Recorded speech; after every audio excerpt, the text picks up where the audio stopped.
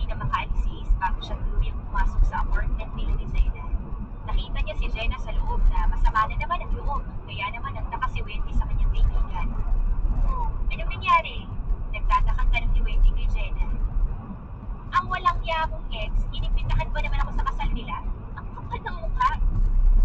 He even also invited me, sabi ni Wendy. Nanlaki ang mata ni Jenna tapos ay mas lalo pang nainis. Bakit hindi siya marunong pakiramdam? Hindi ba niya naisip na wala kang pakialam? Ang kapal na mukhang imbitahan ka pa? Hindi man lang nahiya. Yung babae niya rin mukhang mas makapal yung pagmumukha, sabi ni Jenna at napailing. Pupunta ako, sabi ni Wendy, kaya naman napakulot ang noo ni Jenna sa kanyang narinig mula sa kaibigan. Anong pupunta? Bakit na? Anong ni Jenna kay Wendy? Para malaman niya wala na akong pakialam. Isa pa, sasamahan ako ni Ace. Sagot ni Wendy. Wens, alam mo naman na ayokong gumagamit ka ng ibang tao. Para lang makalimutan mo si Cyrus, di ba? Wika ni Jenna. Hindi ko naman ginagamit si Ace, sabi ni Wendy. Sa totoo lang, siya yung nag-offer, tinanggap ko lang. Alam mo naman yun, di ba? At saka ewan mo ba? Bakit hindi pa rin tumigil si Ace? Sinasabi ko naman sa kanya na itigil na to. Marami na siyang nagtulog sa akin. Na-chismis na nga kami sa office dahil sa closeness namin eh. Wala naman silang alam sa kung ano nga ba yung nangyari. Tinutulungan lang naman ako ni Ace. Dagdag pa ni Wendy. Kaya nga, kaya rin ayaw ko namang tagal yung ginagawa niyo. Feeling ko kasi, parehas lang kayong masasaktan, sabi ni Jenna. Bakit naman? Hindi naman namin gusto yung isa't isa. Wika ni Wendy pero matapos sabihin yun, ay napatahimik siya. Nagkatinginan silang dalawa ni Jenna. Si Jenna naman ay hindi umiling. No. Wika ni Wendy at umiling pa. Huwag mong pigilan, sabi ni Jenna sa kaibigan. Umiling naman si Wendy. Hindi umibig si Wendy pero sa isip-isip niya hindi talaga. Ayaw niyang mahulog kay Ace. Samantalang si Ace naman ay nag-aya ng inuman kay Ivan. Nagtaka tuloy si Ivan sa biglaang pag-aaya ni Ace sa kanya. Alam naman niyang kapag ganito may problema si Ace. So, anong problema? Anong ni Ivan sa kaibigan? Chismoso ka talaga no kahit kailan.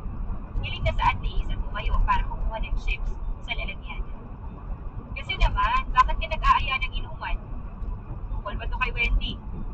Ano? Mahal mo na, ano? Biro pa ni Ivan. Napatigil tuloy si Ace sa ginagawa.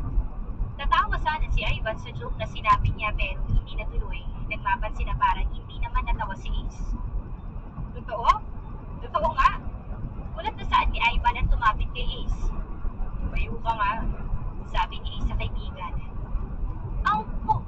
Hindi natuloy ni Ivan ang pagmumura ng lagpasan siya ni Ace at naupo sa sofa na nasa sala. Mahal mo na siya? Akala ko ba tutulungan mo lang mag-move on? Bakit parang ikaw ata tong tinulungan niya? Tinulungan niyang magmahal. Natatawang sampit ni Ivan. Sira ka talaga kahit kailan. Sabi ni Ace at uminom sa kanyang basong may lamang beer. Ano nga? Sabi ni Ivan. Sinabi mo na diba? Wika ni Ace at umiwas ng tingin. Nanlaki ang mata ni Ivan, pero agad ding natawa sa reaksyon ng kaibigan sa kanya. Walang ya! Ano na? Ano nang gagawin mo niyan? Tanong ni Ivan. Hindi ko alam. Ayoko naman sabihin sa kanya agad. Dumagdag pa kasi yung ex niya. Inimbitahan pa naman siya sa kasal. Sasamahan ko nga eh, sabi ni Ace. Parang mas naging tanga ka ngayon, sabi ni Ivan kay Ace.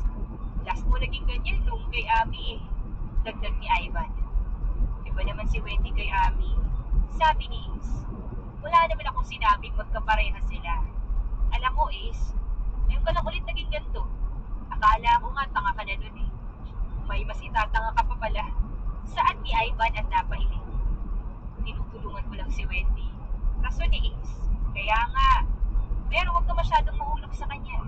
Hindi natin sigurado kung masusuklian niya lahat ng yun, sabi ni Ivan. Hindi naman ako nanghihingi ng kapalit eh, sa lahat ng ginagawa at gagawin ko pa lang. Sabi ni Ace kay Ivan. Uminom si Ivan ng kanyang baso tapos ay napailing. Kung meron na akong gusto ugali mo, yan yung ganito ka. May ginagawa mong gusto mo. Para lang magpasaya ang taong mga mahal mo. Sabi ni Ivan sa kaibigan. Naging malalim na